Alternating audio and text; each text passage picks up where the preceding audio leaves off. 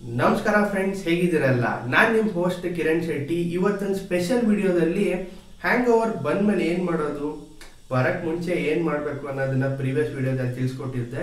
ಇವಾಗ ಹ್ಯಾಂಗ್ ಓವರ್ ಬಂದ್ಬಿಟ್ಟಿದ್ಯಪ್ಪ, ಇದರಿಂದ ಹೇಗೆ ತಪ್ಪಿಸ್ಕೊಳ್ಳೋದು?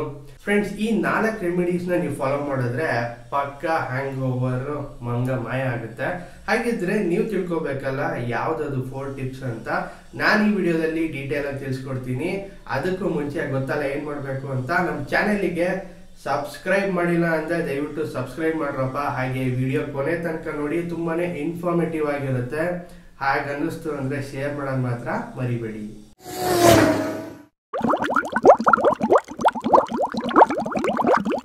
ಫ್ರೆಂಡ್ಸ್, ಹ್ಯಾಂಗ್ ಓವರ್ ಇಂದ ಹೇಗಪ್ಪ ಆಚೆ ಬರೋದು? ತುಂಬಾ ಜನಕ್ಕೆ ಇದು ಎಕ್ಸ್ಪೀರಿಯನ್ಸ್ ಆಗೇ ಇರುತ್ತೆ. ಸೊ ಭಾನುವಾರ ಕುಡಿದಿರ್ತೀವಿ, ಸೋಮವಾರ ಎದ್ದು ಆಫೀಸ್ಗೆ ಹೋಗ್ಬೇಕಾದ್ರೆ ಈ ಸಮಸ್ಯೆ ಎಲ್ಲರಿಗೂ ಕಾಡ್ತಾ ಇರುತ್ತೆ. ಹಾಗೆ ಇದರಿಂದ ಹೇಗಪ್ಪ ಆಚೆ ಬರೋದು? ತುಂಬಾ ಜನಕ್ಕಂತೂ ಸಖತ್ ತಲೆನೋವು ಬಂದಿರುತ್ತೆ, ವಾಮಿಟಿಂಗ್ ಆಗಿರುತ್ತೆ, ಬಟ್ ತಲೆ ಅಂತೂ ಸರಿಯಾಗಿ ಕೊಡ್ತಾ ಇರುತ್ತೆ. ಅದರಿಂದ ಹೇಗೆ ಆಚೆ ಬರೋದು? ಈ 4 ಟಿಪ್ನ ನೀವು ಫಾಲೋ ಮಾಡಿದ್ರೆ ಹ್ಯಾಂಗ್ ಓವರ್ ಹಾಗೆ ಕಿತ್ಕೊಂಡು ಹೋಗುತ್ತೆ. ಯಾವ್ದಪ್ಪ ಅದು 4 ಟಿಪ್ಸ್ ಅಂದರೆ ಒಂದೊಂದ ಹೇಳ್ತಾ ಹೋಗ್ತೀನಿ. ಸೊ ಫಸ್ಟ್ ಪಾಯಿಂಟ್ ಏನಪ್ಪ ಅಂದರೆ, ನೀವು ರಾತ್ರಿ ಎಲ್ಲ ಕುಡ್ದಿರ್ತೀರಾ. ಸೊ ನಿಮ್ಮ ಬಾಡಿ ಏನಾಗಿರುತ್ತೆ, ಡಿಹೈಡ್ರೇಷನ್ ಆಗಿರುತ್ತೆ. ಅದರಿಂದ ಬಾಡಿ ಇಂಬ್ಯಾಲೆನ್ಸ್ ಆಗಿರುತ್ತೆ. ಸೊ ಬೆಳಿಗ್ಗೆ ಎದ್ಮೇಲೆ ಎಷ್ಟಾಗುತ್ತೋ ಅಷ್ಟು ನೀರನ್ನ ಕುಡೀರಿ. ಸೊ ಈ ನೀರು ಕುಡಿಯೋದ್ರಿಂದ ಏನಪ್ಪ ಅಡ್ವಾಂಟೇಜ್ ಅಂತ ಹೇಳಿದ್ರೆ, ನಾವು ನೀರು ಎಷ್ಟು ಕುಡಿತೀವಿ ಅವಾಗ ನಮ್ಮ ಬಾಡಿ ಇಂಟಾಕ್ಸಿಕೇಟ್ ಆಗಿರುತ್ತೆ. ಆ ಇಂಟಾಕ್ಸಿಕೆಂಟ್ಸ್ನ ಆಚೆ ಆಗೋದು ಹೇಗೆ? ಇದೊಂದೇ ಉಪಾಯ. ಯಾಕೆಂದ್ರೆ ನೀರು ಕುಡಿದಾಗ ಏನಾಗುತ್ತೆ, ನೀರು ಯೂರಿನ್ ರೂಪದಲ್ಲಿ ಆಚೆ ಹೋಗುತ್ತೆ. ಹಾಗೆ ನಮ್ಮ ಬಾಡಿಲಿರೋ ಟಾಕ್ಸಿನ್ಸ್ ಕೂಡ ಆಚೆ ಹೋಗುತ್ತೆ. ಇದರಿಂದ ನಮ್ಮ ಬಾಡಿ ಬೇಗ ರಿಕವರ್ ಆಗುತ್ತೆ. ಸೊ ಬೇಗ ಹ್ಯಾಂಗ್ ಓವರ್ ಇಂದ ಆಚೆ ಬರ್ತೀರಾ.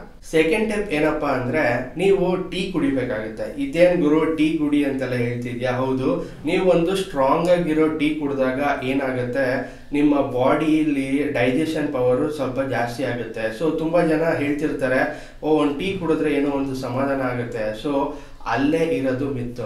ಟೀ ಕುಡಿದಾಗ ನಮ್ಮ ಇಂಟೆಸ್ಟೈನ್ ಅಲ್ಲಿ ಡೈಜೆಷನ್ ಸಿಸ್ಟಮ್ ಆಕ್ಟಿವ್ ಆಗುತ್ತೆ. ಸೊ ಬೇಗ ಡೈಜೆಷನ್ ಆಗುತ್ತೆ. ಸೊ ಏನಪ್ಪ ಡೈಜೆಷನ್ಗೂ ಟೀಗೂ ಏನಪ್ಪ ಡಿಫ್ರೆನ್ಸ್, ಏನ್ ಹೇಳ್ತಿದ್ಯಾ? ಹೌದು, ಸೊ ಈ ಇಂಟಾಕ್ಸಿಕೆಂಟ್ಸ್ ನಿಮ್ಮ ಬಾಡಿಲಿ ಇರುತ್ತಲ್ಲ, ಅದು ಕೂಡ ಬೇಗ ಡೈಜೆಸ್ಟ್ ಆಗಿ ಯೂರಿನ್ ಮುಖಾಂತರ ಆಚೆ ಹೋಗ್ಬಿಡುತ್ತೆ. ಹಾಗಾಗಿ ನೀವು ಒಂದು ಸ್ಟ್ರಾಂಗ್ ಟೀ ಕುಡಿದಾಗ ಆ ಟೀ ಎಲ್ಲ ಅಬ್ಸರ್ವ್ ಮಾಡಿಕೊಂಡು ನಿಮ್ಮ ಬಾಡಿನ ತುಂಬಾ ರಿಲೀಫ್ ಕೊಡುತ್ತೆ.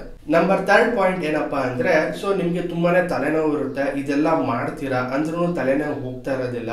ಸೊ ಸಿಂಪಲ್ ರೆಮಿಡಿ, ನಿಮ್ಮ ತಂಬು ಮತ್ತೆ ಈ ಬೆರಳು ಮಧ್ಯದಲ್ಲಿ ಈ ಮಸಲ್ ಇದೆಯಲ್ಲ, ಈ ಮಸಲ್ನ ನೀವು ಒಂದು 5 ನಿಮಿಷ ಪ್ರೆಸ್ ಮಾಡಿದ್ರೆ ಆಲ್ಮೋಸ್ಟ್ ನಿಮ್ ಹೆಡ್ ಏಕು ಬೇಗ ಕಮ್ಮಿ ಆಗುತ್ತೆ.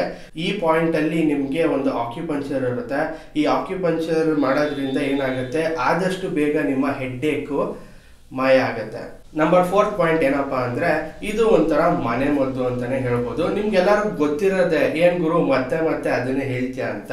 ಹೌದು, ಈ ಮನೆ ಮದ್ದು ಏನಪ್ಪಾ ಅಂದ್ರೆ, ನಿಮ್ ಮನೇಲೆಲ್ಲ ಹೇಳ್ತಾ ಇರ್ತಾರೆ, ಕುಡ್ದು ಬಂದು ತಲೆನೋವು ಇದ್ದಾಗ ಮಜ್ಜಿಗೆ ಕುಡಿ, ನಿಂಬೆಹಣ್ಣು ಜ್ಯೂಸ್ ಕುಡಿ, ಹಾಗೆ ಎಳ್ನೀರು ಕುಡಿ ಅಂತ ಹೇಳ್ತಿರ್ತಾರೆ. ಹೌದು, ಇದೆಲ್ಲ ಒಂದು ಮನೆ ಮದ್ದು, ತುಂಬಾನೇ ಉಪಯೋಗ ಆಗುತ್ತೆ.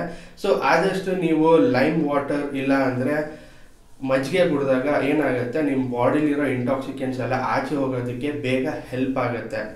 ಆ್ಯಕ್ಚುಲಿ ಲೈಮ್ ವಾಟರಲ್ಲಿ ಏನಾಗುತ್ತಪ್ಪ ಅಂದರೆ, ಇದರಲ್ಲಿ ಆಸಿಡಿಕ್ ಕಂಟೆಂಟ್ ಇರುತ್ತೆ. ಅದು ನಿಮ್ಮ ಒಳಗಡೆ ಹೋಗ್ತಿದ್ದಂಗೆ ನಿಮ್ಮ ಇಂಟಾಕ್ಸಿಕೆಂಟ್ಸ್ನೆಲ್ಲ ಡಿಆಕ್ಟಿವೇಟ್ ಮಾಡಿ ಆದಷ್ಟು ಬೇಗ ಬಾಡಿಯಿಂದ ಆಚೆ ಹೋಗೋ ಥರ ಮಾಡುತ್ತೆ. ಹಾಗೆ ಎಳ್ನೀರು ಕುಡಿಯೋದ್ರಿಂದ ಏನಪ್ಪ ಅಡ್ವಾಂಟೇಜು ಅಂದರೆ, ಎಳ್ನೀರಲ್ಲಿ ಗ್ಲೂಕೋಸ್ ಕಂಟೆಂಟ್ ಇರುತ್ತೆ.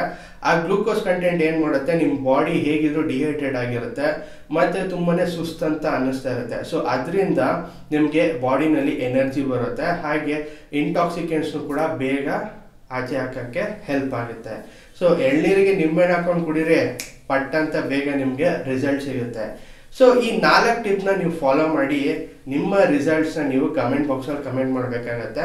ಹಾಗೆ ಕಮ್ಮಿಂಗ್ ವಿಡಿಯೋದಲ್ಲಿ ಚೀಪ್ ವಿಸ್ಕಿಯಿಂದ ಹೆಲ್ತ್ ಹಾಳಾಗುತ್ತಾ ಇಲ್ಲ ಎಕ್ಸ್ಪೆನ್ಸಿವ್ ವಿಸ್ಕಿಯಿಂದ ಹೆಲ್ತ್ ಹಾಳಾಗುತ್ತಾ ಅನ್ನೋ ವಿಡಿಯೋ ಬರ್ತಾ ಇದೆ. ಸೊ ಮಿಸ್ ಮಾಡದೆ ನೋಡಿ, ತುಂಬಾನೇ ಇನ್ಫಾರ್ಮೇಟಿವ್ ಆಗಿರುತ್ತೆ. ಹಾಗೆ ಈ ನಿಮ್ಮ ಕನ್ನಡ ಯೂಟ್ಯೂಬನ್ನು ಸಪೋರ್ಟ್ ಮಾಡ್ರಪ್ಪ. ಒಂದು ಲೈಕು, ಒಂದು ಸಬ್ಸ್ಕ್ರೈಬ್ ಮಾಡೋದು ಮಾತ್ರ ಮರಿಬೇಡಿ. ಹಾಗೆ ಕುಡಿಯೋದು ಪ್ಯಾಷನ್ ಆಗಿರಬೇಕು, ಹ್ಯಾಬಿಟ್ ಆಗಿರಬಾರ್ದು. Thanks for watching. Drink responsibly. ಮತ್ತೆ ಸಿಗೋಣ ಇನ್ನೊಂದು ಹೊಸ ಇನ್ಫಾರ್ಮೇಟಿವ್ ವಿಡಿಯೋದಲ್ಲಿ. ಏನು ಹೇಳ್ತೀರಾ?